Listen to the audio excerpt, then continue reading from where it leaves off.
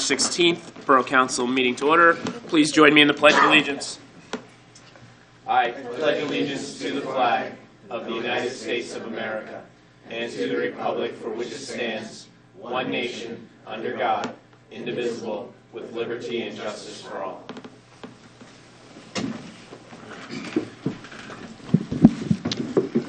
We'll begin with personal appeals part 1. If you have a personal appeal, please approach the podium, state your name and address, and you have 5 minutes to present your appeal.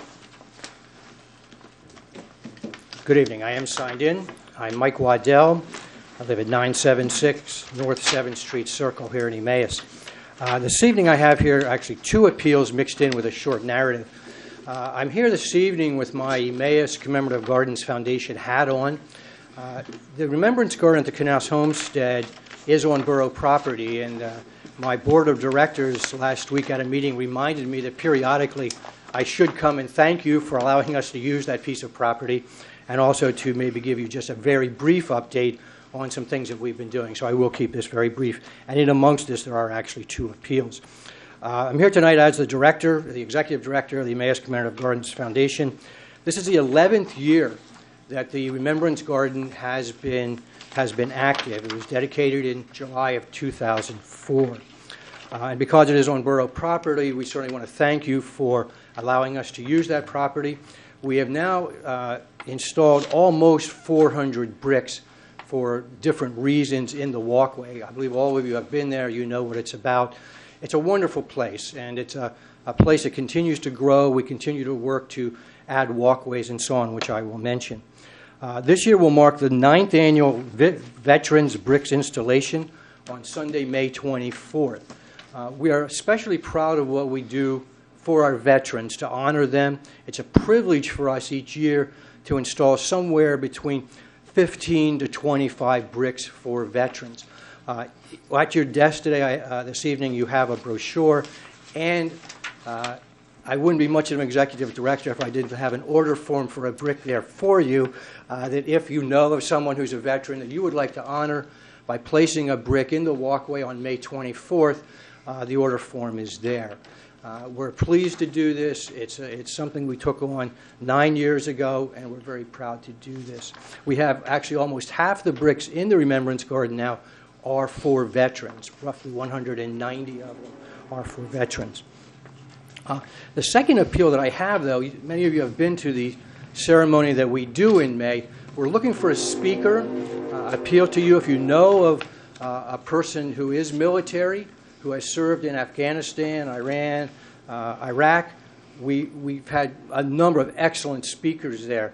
But we're looking for someone contemporary. If you know of someone who has served recently and might be interested in being our speaker, it's only 4 to 5 minutes. We ask them to say something on point about Memorial Day or their experience. If you could please give me that name, I would certainly contact him or her. One thing I want to mention to you, you have in the brochure the walkways that we have. I think 2 that I'd like to point out to you that have changed a little bit. One, we started as a police walkway, and that was at the request of Melissa and Jerry Ann Kaiser. If you remember Clarence Popeye Kaiser, who was on the force, his was actually the first brick that was in there. Since then, we've added several other bricks for policemen. We've also added a brick for Charlie Haberstump, who was in the ambulance corps, and we had a citizen who wanted a brick put in for work that was done from the ambulance corps as well. So what we decided to do at this meeting was we're going to term that walkway now the Community Heroes Walkway, and that will include ambulance, police, and firefighters. We're also going to partner with the Emmaus Public Library when they do their Community Heroes Day around September 11th. I believe it's actually September 10 this year. We are going to try and do something with installing some bricks for these particular entities as well. It's a little short notice this year. It'll probably be more in 2016. The other walkway we have created is called the Heritage Alliance Walkway, and that is a short walkway right by the informational sign that we have by the Knaus Homestead. The first brick there was for Sebastian Knaus's 300th birthday.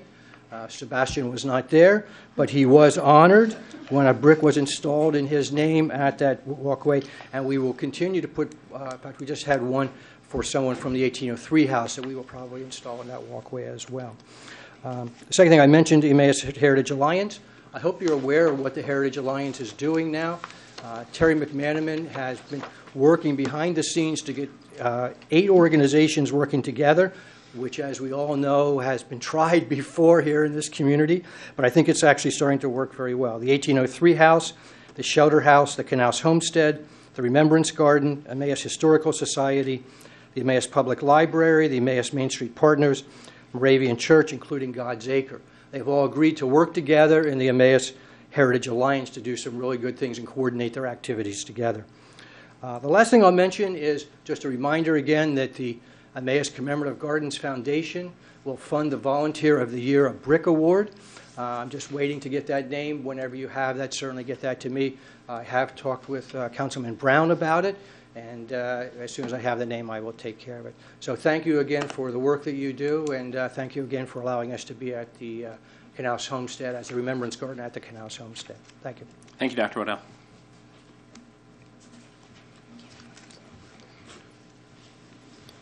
The name is Tom Campione. I am signed in.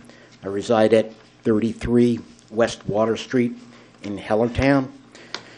I am the Director of Legislative Affairs for an organization called Pennsylvanians for Self-Protection. And I'm also the Vice Chairman of the Lehigh Valley Tea Party. I was here 2 months ago to bring the council's attention to a letter that was sent to council by our attorney, Joshua Prince, regarding unlawful firearms ordinances.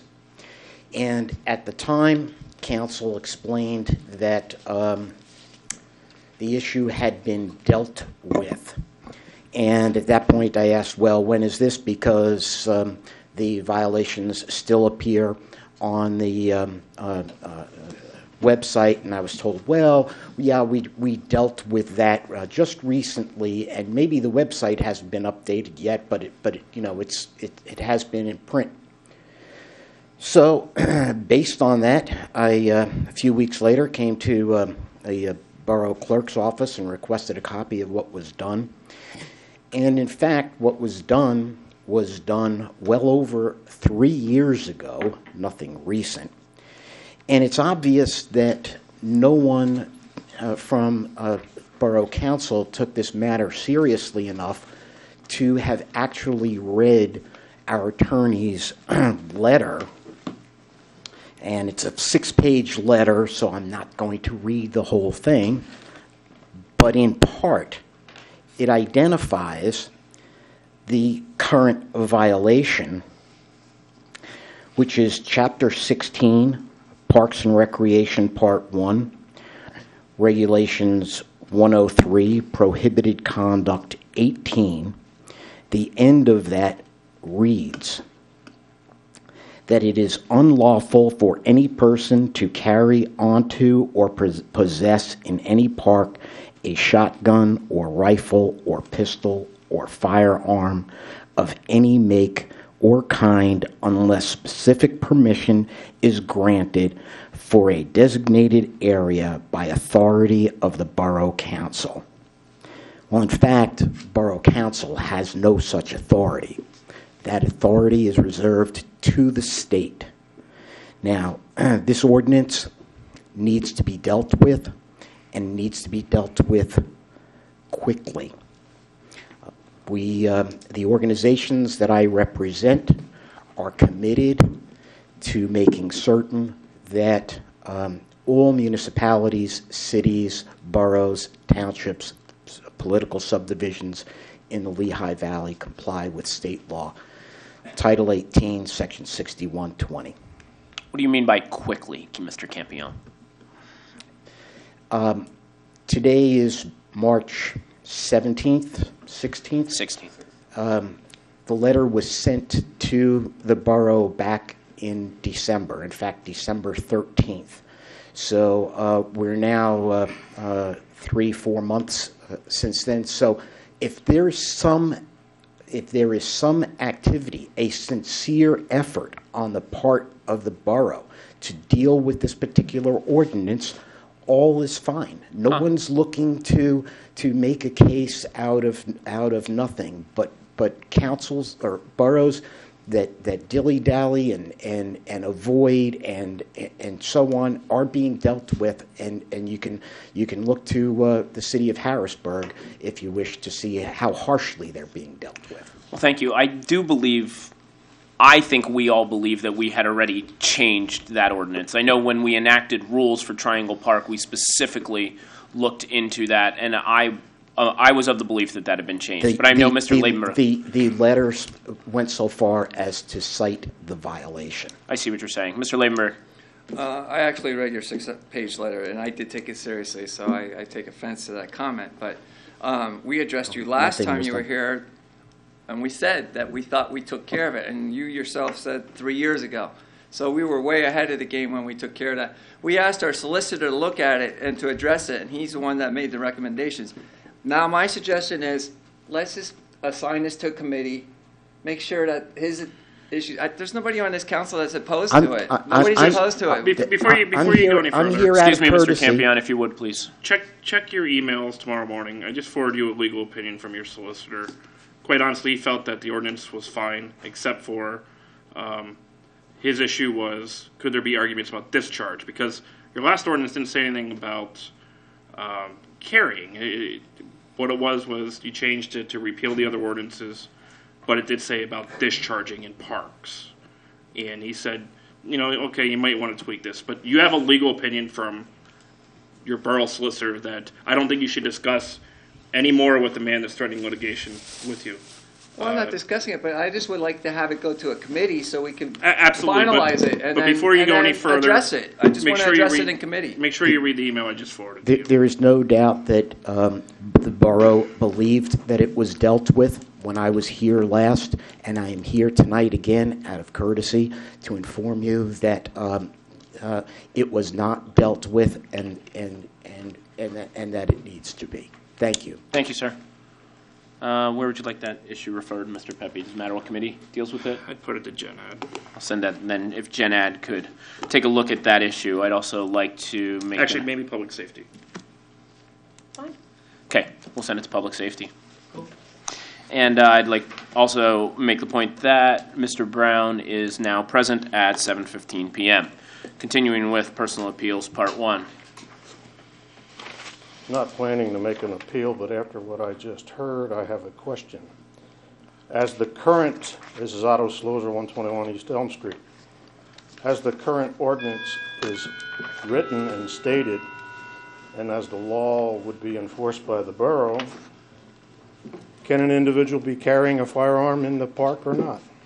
Unfortunately, I don't have the current ordinance in front of me to read, and I'm only assuming that Mr. Campion has the current ordinance. So as soon as we review the current ordinance, we will look at that. Our intent as a council is, yes, that an individual can carry a gun in a park, but cannot discharge a gun in the park unless, and I even remember discussing what level of could you discharge if you were in fear of being killed. If there was, and we had specific legal language that then you could discharge, or someone else was being threatened, you could then discharge. So I'm not sure where our disconnect is, and we will figure that out as soon as we can. Just one final comment then, that your intent is to be in compliance with state law as Absolutely. it is preempted by the state. Our intent is to already be in compliance. If we made a mistake, we will fix that mistake. And I think that was their attempt when they adopted the last ordinance. But apparently, what Mr. Campione is saying is they didn't correct it back then. Thank you. Any other personal appeals? All right, moving on to Community Minute. Any member of council have anything for our Community Minute this evening? Mr. Anders. Just wanted to point out that the newsletter has come out for the spring newsletter. Looks great. There's a lot of information in here for the residents. If you didn't receive it yet in the mail, it should be here any day now. Thank you. Mr. Labenberg. He beat me to it. I was just going to say how nice the newsletter looked. I read about the explaining the refuse bill, and there was almost a page and a half on that, and a lot of information in there, and it should address concerns of the residents who who asked questions, what fees we were charging, and I think it addresses all that. One of the things that a lot of residents weren't aware of was the low-income resident reduction.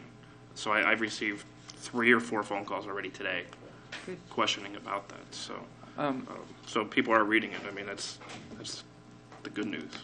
Go ahead, Mr. Lehman. And just also to point out to the residents that the compost center now is open on Wednesdays and Saturdays, so get back into the swing of getting the snow out of the way and cleaning our yards up. Electronics recycling also be open starting next month. And those dates are all listed in the newsletter. Correct. Thank you, gentlemen. Special presentations. I have nothing this evening. Reading of the minutes from the March 2nd Borough Council meeting. Is there a motion to dispense with the formal reading of the minutes? Motion by Mr. Labenberg. Is there a second? Second by Mr. Barrett. Discussion? All those in favor? We have 6 ayes. Additions or corrections to the minutes? Anyone have any additions or corrections they would like to make to the March 2nd Borough Council meeting minutes? Upon hearing none, is there a motion to adopt the minutes as drafted? Motion by Mr. Barrett, second by Mr. Anders. Discussion. All in favor? We have 6 ayes. Decision on bids. Anything this evening, Mr. Pepe? Nothing today. We're still reviewing the CDBG curb and concrete bid that was submitted. Very good. That will be Next meeting? for your next meeting. Thank you, sir. Communications. In your binder this evening, I have a few communications. First is a letter from, Krista Pegnetter, the Emmaus Library Director. She's requesting the use of Kiwanis Field's Williams Street Field on Saturday, May 16th, from 3 to 9 during the 75th anniversary celebrations that week, to arrange informal softball games for that Saturday, which is a little concerning to me because I'm sure that's a very busy Saturday for baseball and softball. So I will refer that to Parks and Rec Committee. Yes, Mr. Anders, please. I believe typically this, and it goes to committee, but the commission usually does the field assigning and has the master thing. So I know Ms. Minzer, if we can get her copy, they meet the end of the month on March 24th. This committee doesn't meet again until like the 7th. Okay. So that should go to Parks and Rec Commission. That would be nice. Yeah. Yeah. And it also then should have a community event form filled out, I would assume, too. So if we could just inform Ms. Pegnetter of the proper protocol of where to submit and how to submit, I guess that would be the best way then. Thank you. Sure. Next would be a request from Dave Biles of 936 Evergreen Street. He would like to serve another term on the Planning Commission. That would be referred to Health, Sanitation, and Planning. Thank you. Moving on to Richard Farmer from the Friends of the 1803 House has a request to install a fence at the 1803 House to protect people that attend their events from getting too close to the railroad, I believe is what I'm reading of this. They would like to make an historically appropriate split rail colonial fence system that will discourage entry into this dangerous right-of-way. And then at the top it says, more clarification, our drawings will indicate the exact location of the proposed fence. So I believe, Mr. Pepe, we'd be waiting to see those drawings, and then, or is there a committee you'd like to talk about this ahead of time? Just go Send through it the permit to process? I believe because it's our property, Well, we it's probably ours, should so- have that discussion whether we want the fence there or not, and then the permitting process would be important for the drawing. Send it to General Administration Committee? Yeah, because they meet more often than Okay. pros. Send it to Jen. Then we'll send it to the General Administration Committee. Further communication this evening. On my desk, I have a letter from Kathy Haney of 18 North 4th Street conveying her concern over the approval to submit an offer on the purchase of 33 East Minor and the adjacent properties. She would like us to review her letter and her concerns. So I will refer that to the Gen Ad Committee to review her concerns. I'm not sure everyone has a copy of that letter, so I will provide that. If you'd like that, Mr. Barrett, you may gladly have it. I thought everybody got a copy of that. May have, but then he has an active copy. Mr. Ladenburg. Shane, did you receive a letter from a resident I on know. Franklin But- Street with yeah, regard to that's refuse something else. pickup? We missed it. It didn't make the agendas. No. Okay. No. All right. I mean, Should be one. Do you want me to keep it? if you have a name, but I'll keep it. I haven't had. I don't recall anything from Franklin. I think it's 530 Franklin. Yeah, I don't recall. They may have. I mean, they may have sent me an email. I mean, we get correspondence every day with. All right, I'll bring it up at Gen Ed then. Okay. Any other communication? Any member of council have communication on their desk for this evening? Mrs. Gilbert, anything No. from the mayor's seat? No. Mr. Pepe? No. Nope. All right, moving on to the Borough Engineers Report. I see Mr. Peters is in attendance this evening. Before you, my own topic is under General Administration, item E. Which is Fields of Indian Creek, I'm assuming. Would you like to deal with that now or wait for general administration? Mr. Barrett? Let's take care of it now, Mr. Peters, if you would. If you want to come up. If anyone else, I'm not sure I know your name, sir, but you're welcome to join us at the front table. Mr. Brown, could you take care of the microphone for us, please? Please join us. My name is Lou Rock. Thank you, sir. I appreciate that.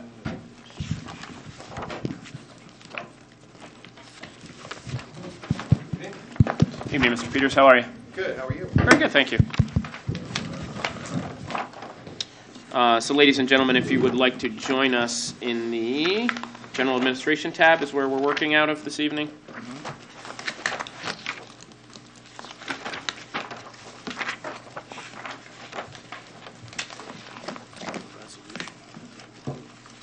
I like the letters better.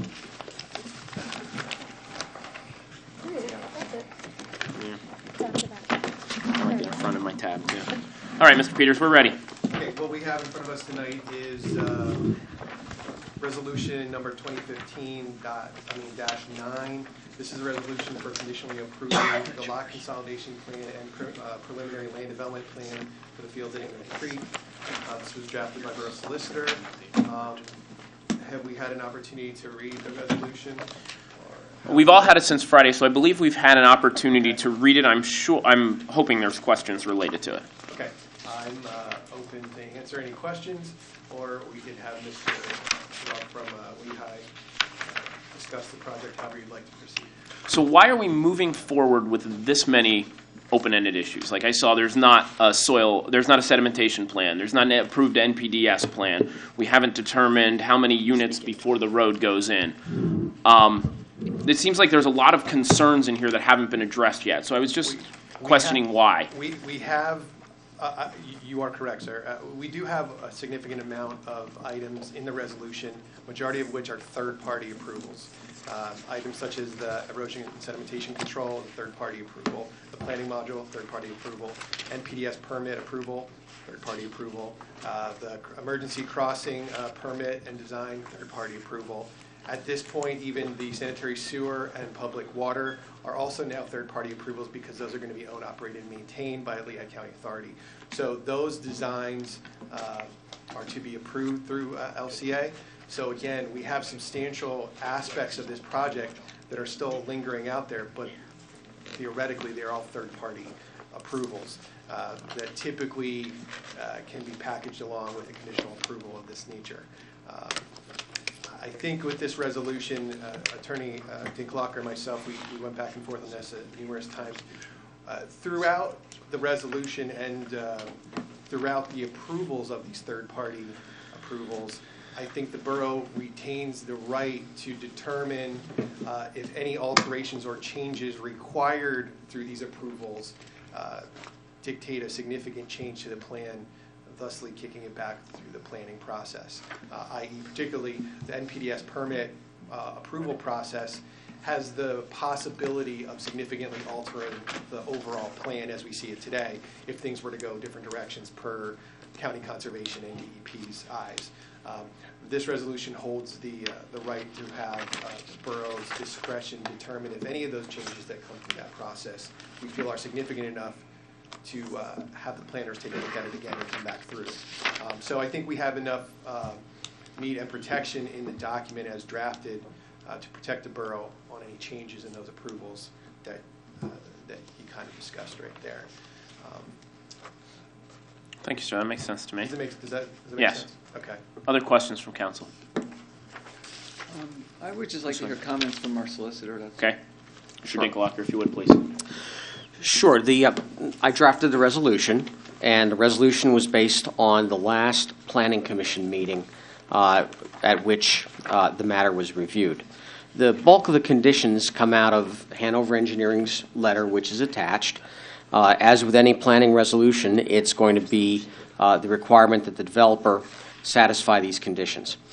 Many of the conditions are drafting type conditions, simply changing information that is on the plan, not really information that is substantive in nature. A number of the conditions, as Chad indicated, are outside agency approvals, with the most significant one being the Conservation District, because the Conservation District looks at the ENS plan and the NPDES permit plan. However, legally, outside agency approvals are typically considered to be something that are appropriately the subject of conditions, because the outside agency approvals run oftentimes on a different time track than we do. So it's not at all inconsistent with the law to have outside agency approvals be a condition of a local municipal approval.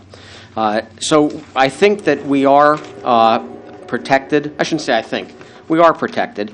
And I think that we're at a point here where my discussions with the folks at Upper Milford Township indicate to me that they are close to an approval as well, and that one of the primary issues at Upper Milford Township will be the payment of a recreation fee for the units that are being built there. But in terms of the actual plan itself, they're close to an approval at their end as well. So we're in sync with Upper Milford, and I think Lower Macungie townships as well. We are addressing the importance of the access road as a condition of one of the waivers, and the completion of the access road at a certain point in the development. Ultimately, this plan is going to be submitted, and let me go back, and Mr. Rout can probably confirm, as can Mr. Peters. We're looking at a preliminary plan tonight. The developer doesn't plan to build on the preliminary plan. The developer plans to come in with a phased series of plans. So the next plan that we will see is a Phase 1 final plan, which has, I think, almost no construction in the borough, except for the access road that's going to come in for emergency services. I don't think that there's going to be anything actually built in the borough until possibly as late as Phase 3. Lou, does that sound right? At least 3, it could be Phase 4. Phase 3 or Phase 4. And the developers oftentimes will phase these plans so that they can build their public improvements in stages and keep the costs down. When we look at a phased plan from a planning standpoint, we need to make sure that everything is included in that phase of the plan to allow the plan to stand on its own in the event that for some reason the later phases don't get complete. So the preliminary plan is is the first level of the work. The next phase plan will have some of the final details about the development. Yes, sir. What is any one of the three, you can answer this, what is the estimated timeline for the first home to start being built? Are we looking at 2 years, 6 months, 1 year? I mean, I believe their hope is to get dirt moving sometime this fall. okay. For at least the improvements, the public improvements, and then hopefully get a house started sometime early spring. Thank you. And what we'll do, just a little further information, what we will do is the developer will be, all work that's going to be done in a particular phase will be secured in that phase, so that if for some reason the phase doesn't get completed, then the municipalities have access to funds to complete the work that needs to be done. So it's going to be fully secured in each phase, and I think of most importance to the borough as well as to, I think, Upper Milford Township as well, was the emergency access road. having that access road in Phase 1 built to a certain standard at a certain time and have it secured as part of that phase so that that road will be done even if the development does not get built beyond Phase 1. And that's all in this resolution. Thank you, Mr. Dinkellocker. Questions from council? There also was a one that I read about a drainage swale that will exceed 4%, a number of drainage swales. So I'm assuming that means where the water runs in, the grade will be greater than 4%. But then I think I saw a resolution, an engineering resolution to that. Yeah, the way they graded certain portions of the development resulted in the builder trying to attempt to ensure that he had walkout basements in certain areas of the development. In order for that to happen, the grading needed to be proposed in a way that they had grading in between the units that exceeded 4%. And those areas would be, to naturally get drainage around the units, you are in essence creating a swale between the units that would exceed 4%. The resolution that we went through at planning was that I requested the engineer provide calculations ensuring that the velocities, in essence, that portion of the ordinance and the intent of that section of the ordinance is to ensure we don't have erosive velocities in swales. So I asked Mr. Rock to prepare some calculations to show me, given the drainage area, that we wouldn't have erosive velocities, and he would propose matting in the swales to ensure we wouldn't have erosive velocities. And he provided that to us, so I felt that it was appropriate for the planners to recommend a waiver of that section, and I think that's what they have done. And now those were within the Borough of Emmaus? Yes. Okay. Okay, so we're any comments in here only relate to concerns within the Borough of Emmaus? Not completely. Okay. There are certain portions of, particularly zoning amendment 1098, which reads. This is being built largely pursuant to our age-qualified community regulations.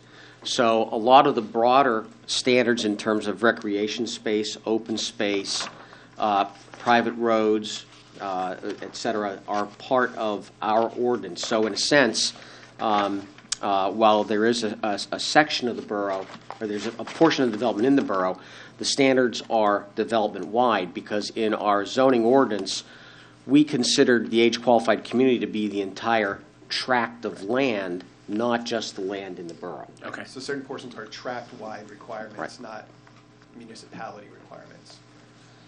That particular one is a borough requirement that Okay. we spoke about. Okay. I did want to reiterate that all of these outside agency approvals are still very important to my office and the planners as well. We're going to keep a watchful eye as they come in, and any correspondence that those agencies do have with the engineer and the applicant. We'd like to have a copy of that correspondence as we proceed to ensure that we have a well thought out planning process as we go forward.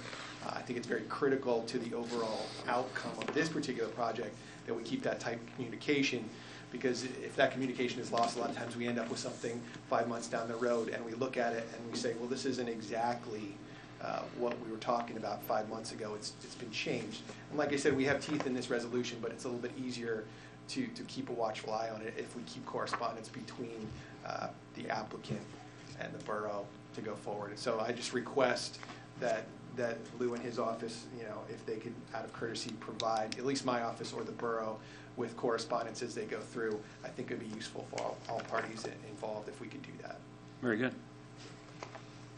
Anything else from council? It is included, I know, the emergency access. Eventually, there's going to be a pedestrian bridge there as well. That is still part of that? What's being proposed now is it's a dual function. So it's emergency access and the public access in one, divided by a railway, like a rail that divides the paved vehicle access from the paved pedestrian access. And that's what's proposed currently. And is it also if I recall, some sort of security arm or something that would go up when they go through? There's a gate proposed at the terminus, and then I believe within, I don't remember what the exact outcome, within the community itself, we are concerned that folks might think it was an exit and try to exit out that way. So I think there's going to be there's something proposed internally as well. There's a gate out by Green Drive. Internally, where you would enter onto it, there's going to be signs telling you that there's no outlet. Okay. Very good. Anything else, gentlemen? Mr. Labenberg, please. I make a motion to approve Resolution 2015-9, a resolution conditionally approving the lot consolidation plan and the preliminary land development plan for the fields at Indian Creek. Thank you, Mr. Labenberg. Is there a second to Mr. Labenberg's motion? Second by Mr. Barrett. Discussion. All those in favor? We have 6 ayes. The motion carries. I will need a signature from all of you on that resolution, if you don't mind, please. So before the end of the meeting, gentlemen, if everyone could sign, we'd greatly appreciate that. Thank you, gentlemen. Greatly appreciate it. You're welcome. Good luck.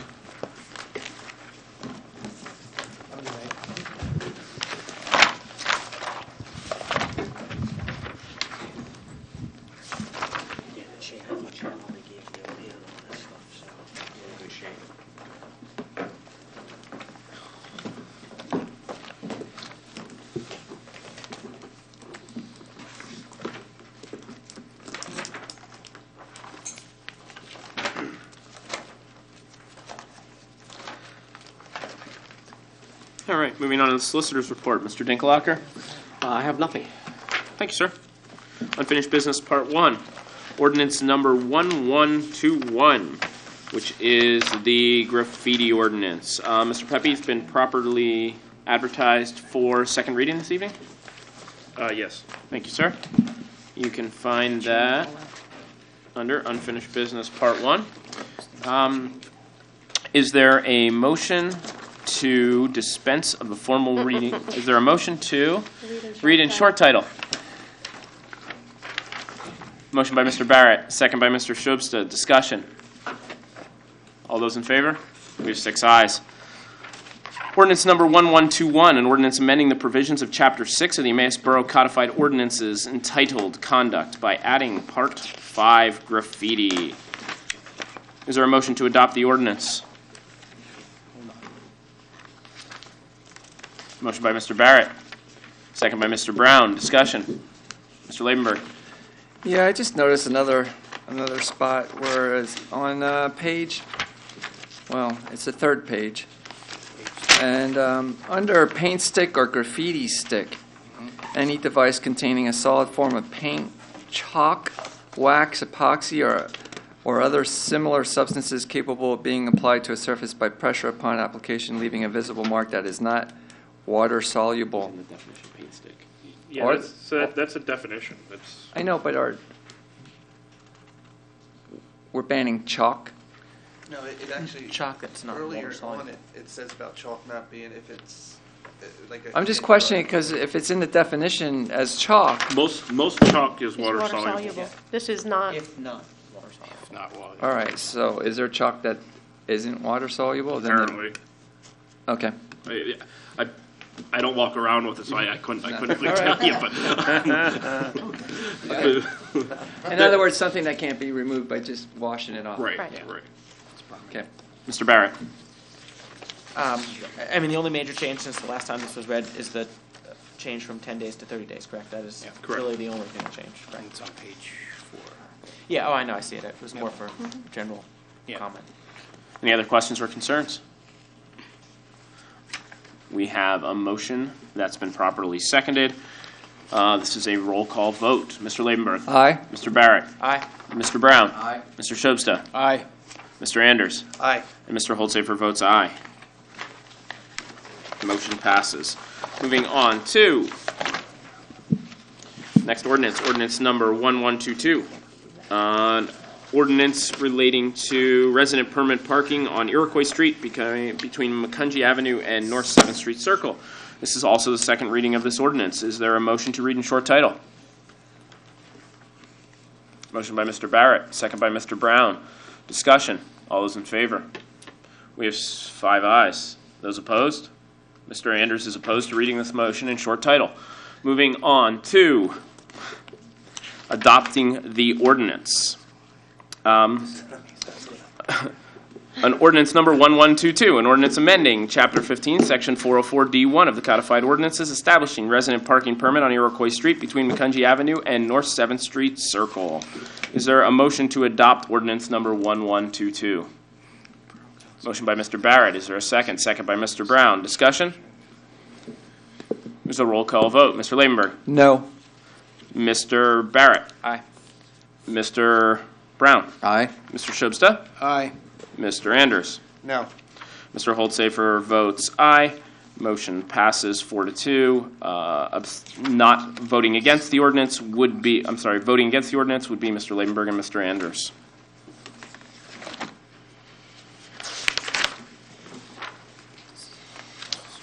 New business. I have an ordinance this evening for first reading. It relates to committees of council. This is ordinance number 1125, an ordinance amending the provisions of Chapter 1, Part 4, Committees of Council. Is there a motion to read in short title? Motion by Mr. Barrett. Is there a second? Second by Mr. Anders. Discussion. All those in favor? We have 6 ayes this time. Ordinance number 1125, an ordinance amending the provisions of Chapter 1, Part 4, Section A, Committees of Council of the Borough of Emmaus, Consolidated Code of Ordinances. Is there a motion to adopt the ordinance? Motion by Mr. Labenberg. Is there a second? Second by Mr. Barrett. Discussion. Mr. Labenberg, if you would Just want to please. say that I like the wording that you put in there, the way you phrased everything. I think that clarifies everything. I know we were debating it in our committees, and the way Right. you worded it was very good. Thank you. Thank you, Mr. Labenberg. Any further discussion? All right, let's go with a roll call vote. Mr. Labenberg. Aye. Mr. Barrett. Aye. Mr. Brown. Aye. Mr. Shubsta. Aye. Mr. Anders. Aye. Mr. Holdsafer votes aye, so we have 6 ayes. Mr. Pepe, that will be then advertised for second reading, and your plan is? April 20th. Thank you, sir. We'll see that again on April 20th, gentlemen. Unfinished business part 2, there